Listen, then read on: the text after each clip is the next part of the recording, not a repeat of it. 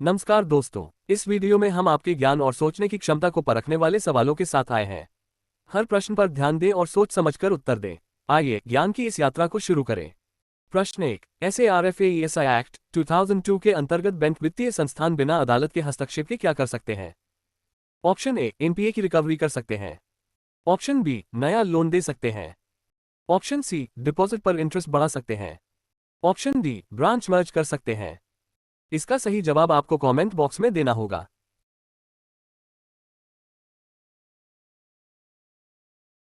तो चलिए इसका सही जवाब देखते हैं। सही उत्तर है एनपीए की रिकवरी कर सकते हैं। चलिए अब अगले प्रश्न की ओर बढ़ते हैं। प्रश्न 2। SARFAESI एक्ट 2002 के तहत रिकवरी के लिए कंट्रैक्चुअल ड्यूज कम से कम कितने होने चाहिए? ऑप्शन ए, 10,000 रुपए। ऑप्शन बी, 50,000 रुपए। ऑप्शन सी, 1 लाख रुपए।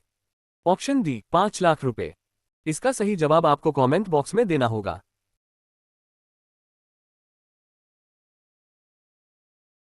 तो चलिए इसका सही जवाब देखते हैं। सही उत्तर है 1 लाख रुपए। चलिए अब अगले प्रश्न की ओर बढ़ते हैं। प्रश्न 3। SARFAESI एक्ट लागू होने के लिए खाता किस श्रेणी में होना चाहिए? Option A, standard asset. Option B, NPA non performing asset. Option C, overdue 30 days. Option D, special mention account. इसका सही जवाब आपको कमेंट बॉक्स में देना होगा।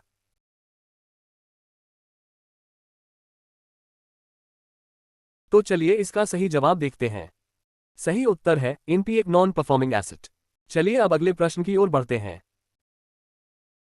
प्रश्न 4। निम्न में से कौन सा एनपीए खाता SARFAESI एक्ट के अंतर्गत तारांकन अयोग्य नॉट एलिजिबल तारांकन है? Option A, contractual dues 2 lakh रुपए। ऑप्शन बी, एग्रीकल्चर लैंड पर loan. Option C, overdue loan 10 lakh रुपए। Option D, consortium loan 60% creditors सहमत। इसका सही जवाब आपको कमेंट बॉक्स में देना होगा।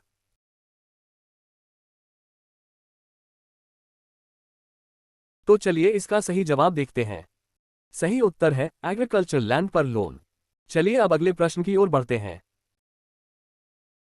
प्रश्न 5। SARFAESI एक्ट के अंतर्गत कंसोर्टियम फाइनेंसिंग में कितने प्रतिशत सिक्योर्ड क्रेडिटर्स की सहमति आवश्यक है? Option A, 50%। Option B, 60%।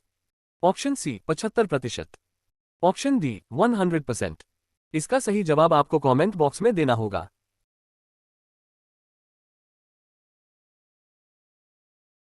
तो चलिए इसका सही जवाब देखते हैं। सही उत्तर है 60%। चलिए अब अगले प्रश्न की ओर बढ़ते हैं। प्रश्न 6। SARFAESI एक्ट 2002 के अंतर्गत रिकवरी एक्शन किस मामले में भी प्रारंभ की जा सकती है? ऑप्शन ए, केवल कोर्ट ऑर्डर पर। ऑप्शन बी, केस लंबित होने पर भी डीआरटी में। ऑप्शन सी, एनसीएलटी द्वारा अनुमोदन पर। ऑप्शन डी, रिजर्व बैंक की अनुमति से। इसका सही जवाब आपको कमेंट बॉक्स में देना होगा।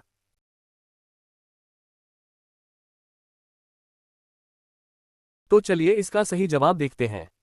सही उत्तर है केस लंबित होने पर भी डीआरटी में। चलिए अब अगले प्रश्न की ओर बढ़ते हैं। प्रश्न 7। निम्न में से कौन सा लोन SARFAESI एक्ट 2002 के अंतर्गत कवर नहीं होता? Option A, loan secured by pledge. Option B, loan against mortgage. Option C, loan against hypothecation. Option D, loan against plant और मशीनरी। इसका सही जवाब आपको कमेंट बॉक्स में देना होगा।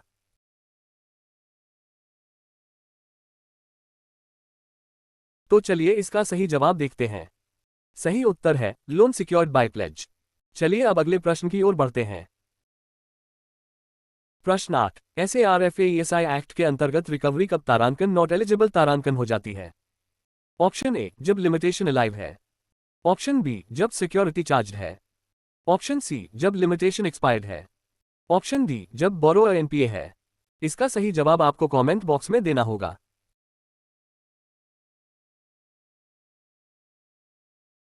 तो चलिए इसका सही जवाब देखते हैं। सही उत्तर है जब लिमिटेशन एक्सपायर्ड है। चलिए अब अगले प्रश्न की ओर बढ़ते हैं। प्रश्न 9। ऑथराइज्ड ऑफिसर की न्यूनतम रैंक क्या होनी चाहिए? Option A, manager. Option B, assistant general manager.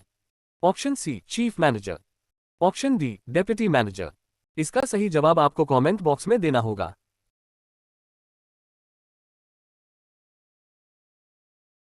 तो चलिए इसका सही जवाब देखते हैं। सही उत्तर है चीफ मैनेजर। चलिए अब अगले प्रश्न की ओर बढ़ते हैं। प्रश्न 10। ऑथराइज्ड ऑफिसर को किन कार्यों के लिए इम्यूनिटी प्राप्त है? ऑप्शन ए सभी कार्यों के लिए, ऑप्शन बी केवल लोन सैंक्शन के लिए, ऑप्शन सी गुड फेथ और बिना नेग्लिजेंस के किए गए कार्यों के लिए, ऑप्शन डी आरटीआई के जवाब देने में। इसका सही जवाब आपको कमेंट बॉक्स में देना होगा।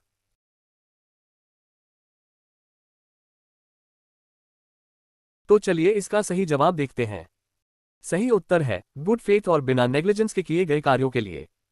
चलिए अब अगले प्रश्न की ओर बढ़ते हैं। प्रश्न 11। SARFAESI प्रोसेस में बोरोआ को सेक्शन 13(2) नोटिस कितने दिनों के भीतर जारी किया जाता है? Option A 10 days, option B 30 days, option C 60 days, option D 90 days. इसका सही जवाब आपको कमेंट बॉक्स में देना होगा।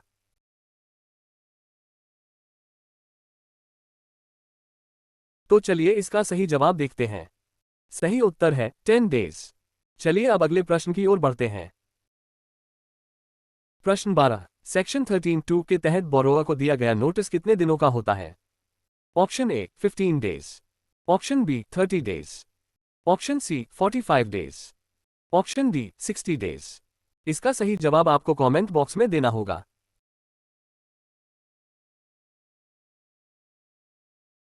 तो चलिए इसका सही जवाब देखते हैं। सही उत्तर है 60 डेज। चलिए अब अगले प्रश्न की ओर बढ़ते हैं। प्रश्न 13। अगर बोरोअर की ओर से रिप्रेजेंटेशन ऑब्जेक्शंस सेक 13(3)(a) आते हैं तो बैंक को कितने दिनों में रिप्लाई देना होता है? Option A 7 days, option B 10 days, option C 15 days, option D 30 days. इसका सही जवाब आपको कमेंट बॉक्स में देना होगा।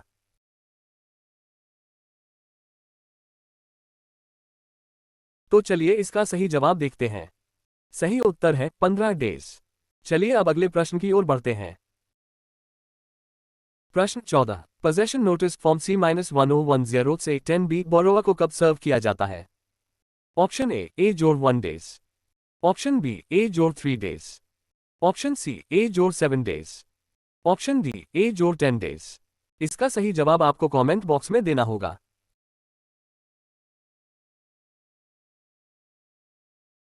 तो चलिए इसका सही जवाब देखते हैं। सही उत्तर है ए जोड़ 3 डेज। चलिए अब अगले प्रश्न की ओर बढ़ते हैं। प्रश्न 15। पोजेशन नोटिस बोरोआ को सर्व करने के बाद कितने न्यूज़पेपर्स में पब्लिकेशन अनिवार्य है?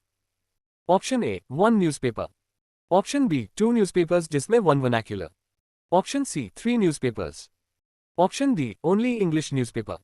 इसका सही जवाब आपको कमेंट बॉक्स में देना होगा।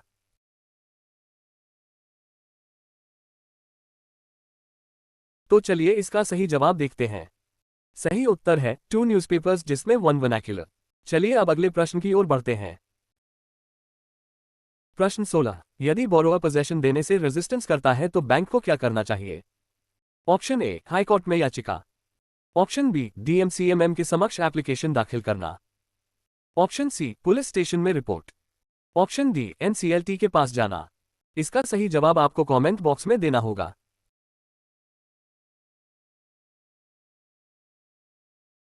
तो चलिए इसका सही जवाब देखते हैं। सही उत्तर है DMCMM के समक्ष एप्लीकेशन दाखिल करना।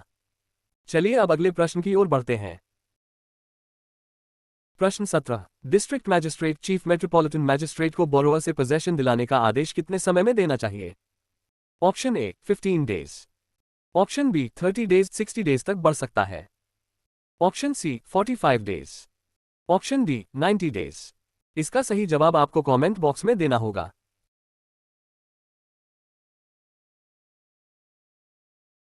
तो चलिए इसका सही जवाब देखते हैं।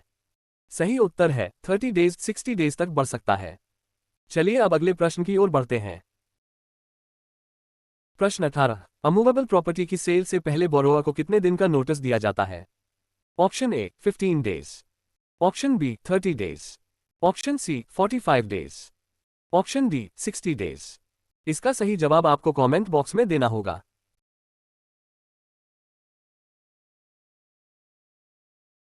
तो चलिए इसका सही जवाब देखते हैं। सही उत्तर है 30 डेज।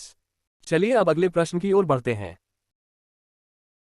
प्रश्न 19। Cell proclamation form C14 SI-24 कहाँ एफिक्स करना अनिवार्य है?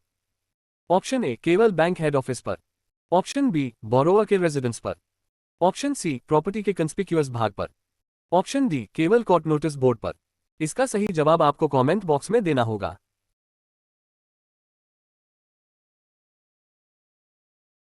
तो चलिए इसका सही जवाब देखते हैं। सही उत्तर है प्रॉपर्टी के कंस्पिक्यूअस भाग पर। चलिए अब अगले प्रश्न की ओर बढ़ते हैं। प्रश्न 20। ऑक्शन पब्लिकेशन और ऑक्शन टेंडर डेट के बीच न्यूनतम कितने दिनों का गैप होना चाहिए? Option A 15 days, option B 20 days, option C 30 days, option D 45 days. इसका सही जवाब आपको कमेंट बॉक्स में देना होगा।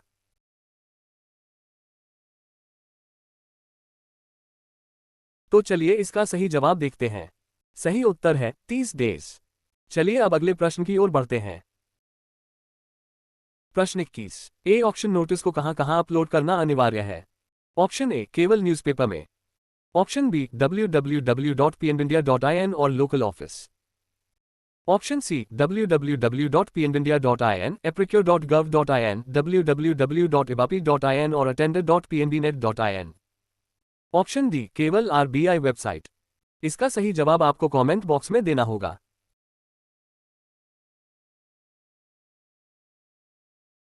तो चलिए इसका सही जवाब देखते हैं।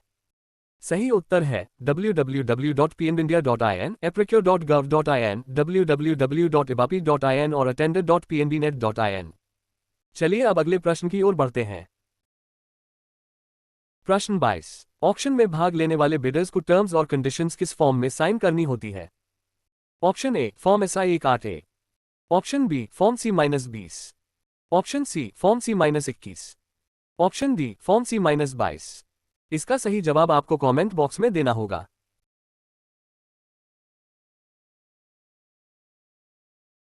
तो चलिए इसका सही जवाब देखते हैं।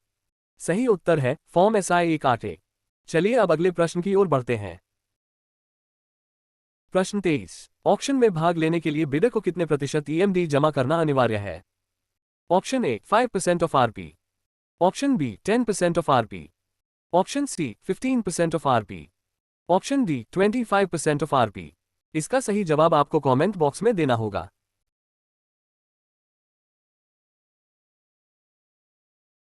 तो चलिए इसका सही जवाब देखते हैं। सही उत्तर है 10% ऑफ RP। चलिए अब अगले प्रश्न की ओर बढ़ते हैं। प्रश्न 24। ऑक्शन में हाईएस्ट बिडर का बायोडेटा किस फॉर्म पर लिया जाता है? Option A SI-1/8, option B SI-20, option C C-21, option D C-22। इसका सही जवाब आपको कमेंट बॉक्स में देना होगा।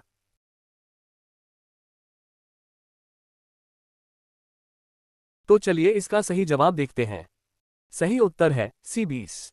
चलिए अब अगले प्रश्न की ओर बढ़ते हैं। प्रश्न 25। सक्सेसफुल बिडर को कितने प्रतिशत बिड अमाउंट तुरंत जमा करना होता है? Option A 10%, option B 15%, option C 25%, option D 50%। इसका सही जवाब आपको कमेंट बॉक्स में देना होगा।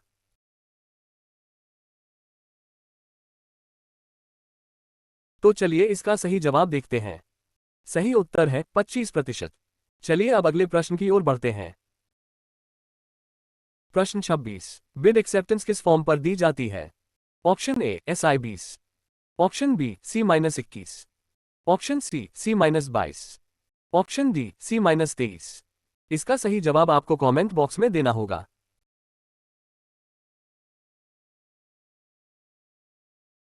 तो चलिए इसका सही जवाब देखते हैं। सही उत्तर है C-21। चलिए अब अगले प्रश्न की ओर बढ़ते हैं। प्रश्न 27। ऑक्शन सेल कंफर्मेशन किस फॉर्म पर की जाती है? ऑप्शन ए मूवेबल के लिए C-1516 और अमूवेबल के लिए C-17, ऑप्शन बी केवल C-21, ऑप्शन सी केवल C-22, ऑप्शन डी C-23। इसका सही जवाब आपको कमेंट बॉक्स में देना होगा।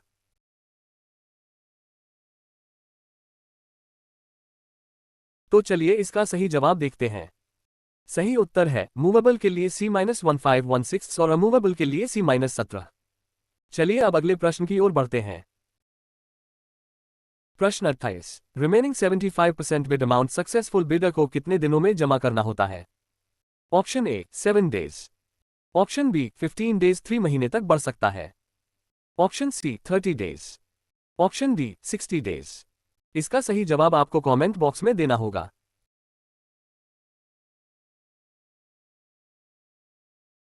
तो चलिए इसका सही जवाब देखते हैं।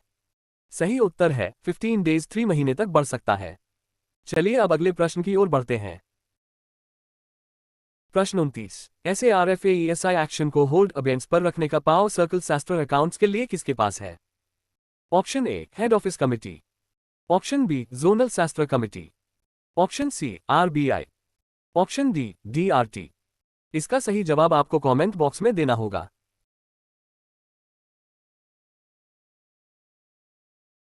तो चलिए इसका सही जवाब देखते हैं। सही उत्तर है जोनल शास्त्र कमिटी। चलिए अब अगले प्रश्न की ओर बढ़ते हैं। प्रश्न 30। जोनल शास्त्र सेंटर अकाउंट्स के लिए SARFAESI एक्शन को अबेंस में रखने का पावर किसके पास है? Option A zonal office compromise committee, option B head office, option C circle office, option D court. इसका सही जवाब आपको कमेंट बॉक्स में देना होगा।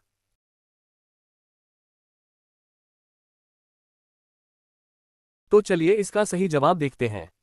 सही उत्तर है जोनल ऑफिस कॉम्प्रोमाइज कमिटी। चलिए अब अगले प्रश्न की ओर बढ़ते हैं।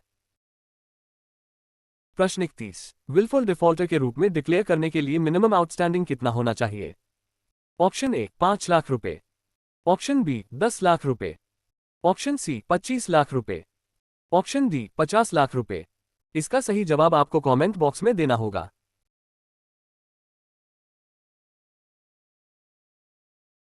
तो चलिए इसका सही जवाब देखते हैं। सही उत्तर है 25 लाख रुपए।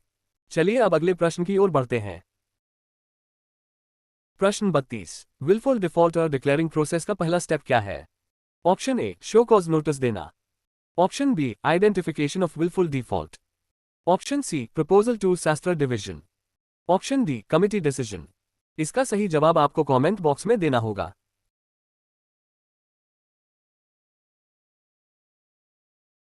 तो चलिए इसका सही जवाब देखते हैं। सही उत्तर है आइडेंटिफिकेशन ऑफ विलफुल डिफॉल्ट। चलिए अब अगले प्रश्न की ओर बढ़ते हैं। प्रश्न 33। गारंटर को विलफुल डिफॉल्टर घोषित करने से पहले क्या भेजा जाता है? Option A recall demand notice, option B auction notice, option C SARFAESI notice 13-2, option D sale proclamation. इसका सही जवाब आपको कमेंट बॉक्स में देना होगा।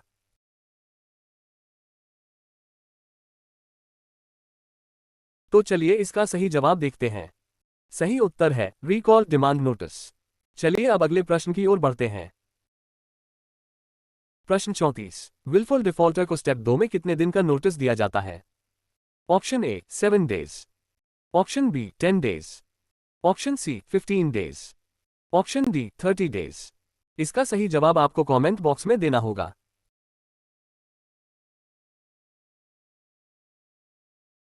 तो चलिए इसका सही जवाब देखते हैं। सही उत्तर है 10 डेज। चलिए अब अगले प्रश्न की ओर बढ़ते हैं।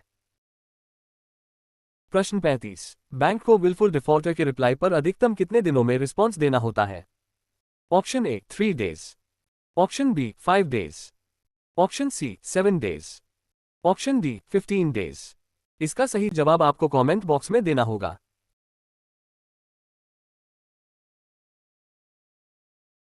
तो चलिए इसका सही जवाब देखते हैं। सही उत्तर है 7 डेज। चलिए अब अगले प्रश्न की ओर बढ़ते हैं।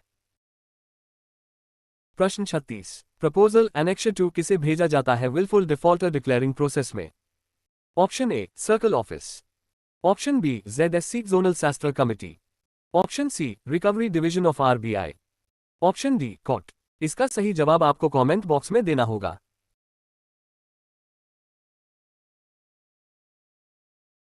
तो चलिए इसका सही जवाब देखते हैं। सही उत्तर है ZSC जोनल शास्त्र कमिटी। चलिए अब अगले प्रश्न की ओर बढ़ते हैं। प्रश्न 37। कमिटी द्वारा डिसीजन आने के बाद कितने दिनों में शो कॉज नोटिस जारी किया जाता है? Option A 3 days, option B 7 days, option C 10 days, option D 15 days. इसका सही जवाब आपको कमेंट बॉक्स में देना होगा।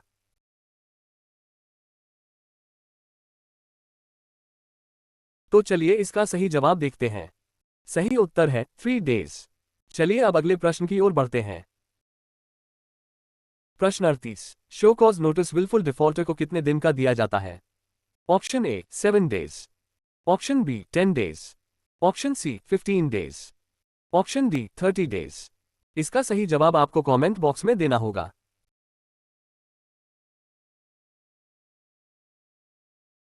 तो चलिए इसका सही जवाब देखते हैं। सही उत्तर है 15 डेज। चलिए अब अगले प्रश्न की ओर बढ़ते हैं। प्रश्न 39। बोरोआ की रिप्रेजेंटेशन मिलने पर जेडएससी किसे फॉरवर्ड करता है? Option A circle office, option B Shastra division head office, option C DRT, option D RBI. इसका सही जवाब आपको कमेंट बॉक्स में देना होगा।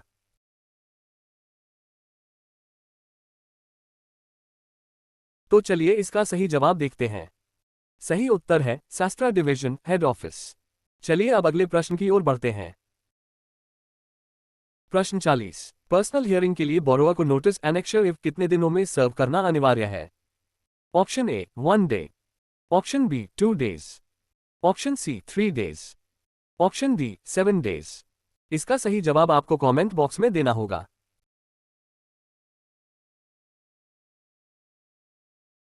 तो चलिए इसका सही जवाब देखते हैं।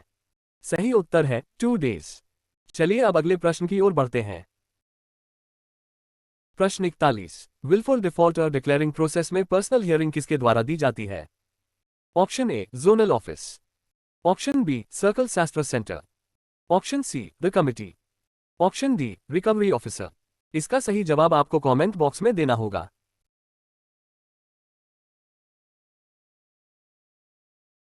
तो चलिए इसका सही जवाब देखते हैं। सही उत्तर है द कमिटी। चलिए अब अगले प्रश्न की ओर बढ़ते हैं। प्रश्न 42। कमिटी का निर्णय किस कमिटी की अप्रूवल से फाइनल माना जाता है? Option A zonal committee, option B review committee, option C head office committee, option D circle committee. इसका सही जवाब आपको कमेंट बॉक्स में देना होगा।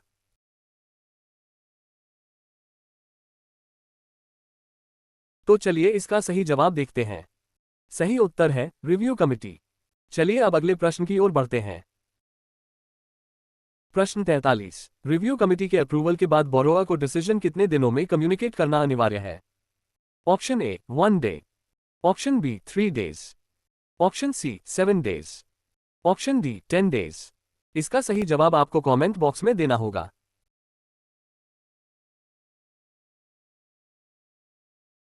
तो चलिए इसका सही जवाब देखते हैं। सही उत्तर है 3 डेज। चलिए अब अगले प्रश्न की ओर बढ़ते हैं। प्रश्न 44। विलफुल डिफॉल्टर डिक्लेयरिंग के बाद इंफॉर्मेशन किसे रिपोर्ट की जाती है? Option A RBI, option B credit information companies किक्स, option C DRT, option D SEBI. इसका सही जवाब आपको कमेंट बॉक्स में देना होगा।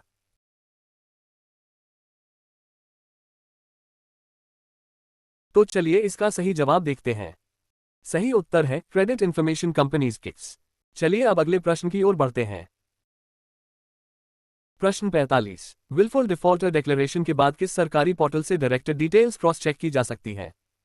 Option A GST portal, option B MCA ministry of corporate affairs, option C NSDL, option D इटर portal. इसका सही जवाब आपको कमेंट बॉक्स में देना होगा।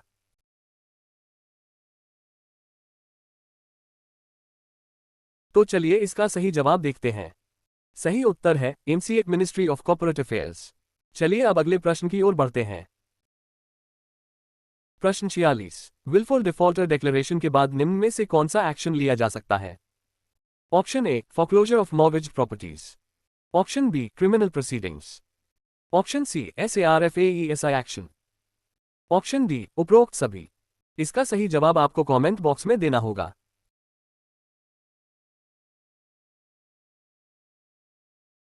तो चलिए इसका सही जवाब देखते हैं।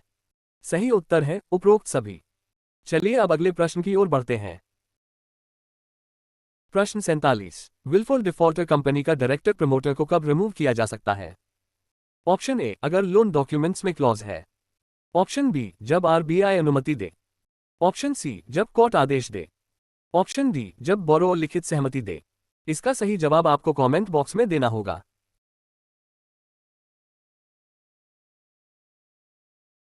तो चलिए इसका सही जवाब देखते हैं। सही उत्तर है अगर लोन डॉक्यूमेंट्स में क्लॉज है। चलिए अब अगले प्रश्न की ओर बढ़ते हैं। प्रश्न 48। विलफुल डिफॉल्टर बोरोअर प्रमोटर को कितने साल तक नए वेंचर्स शुरू करने से रोका जाता है? Option A 2 years, option B 3 years, option C 5 years, option D 10 years. इसका सही जवाब आपको कमेंट बॉक्स में देना होगा।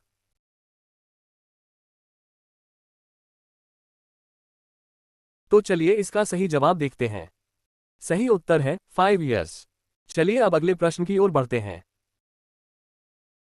प्रश्न 49। 25 लाख रुपए और उससे अधिक आउटस्टैंडिंग वाले विलफुल डिफॉल्टर्स के खिलाफ कौन सा एडिशनल एक्शन लिया जा सकता है?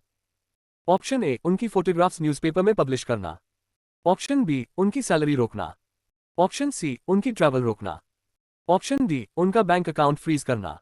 इसका सही जवाब आपको कमेंट बॉक्स में देना होगा।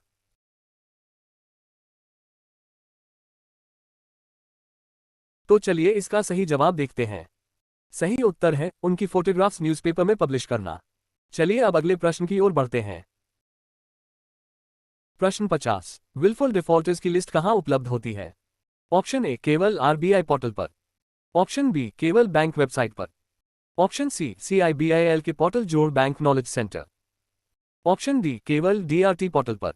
इसका सही जवाब आपको कमेंट बॉक्स में देना होगा।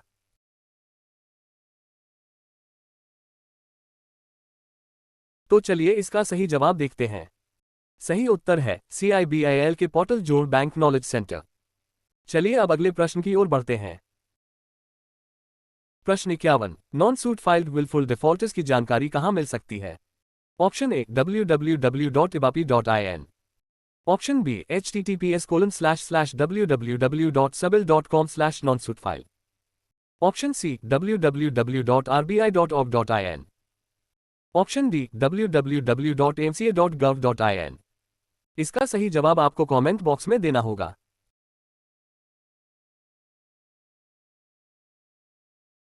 तो चलिए इसका सही जवाब देखते हैं। सही उत्तर है https://www.sabil.com/nonsuitfile। चलिए अब अगले प्रश्न की ओर बढ़ते हैं। प्रश्न 52। सूट फाइल्ड विलफुल डिफॉल्टर्स की जानकारी कहां उपलब्ध होती है? Option A https://suit.sabil.com/, option B https://nclt.gov.in/, option C https://drt.gov.in/, option D https://eb.gov.in/। इसका सही जवाब आपको कमेंट बॉक्स में देना होगा।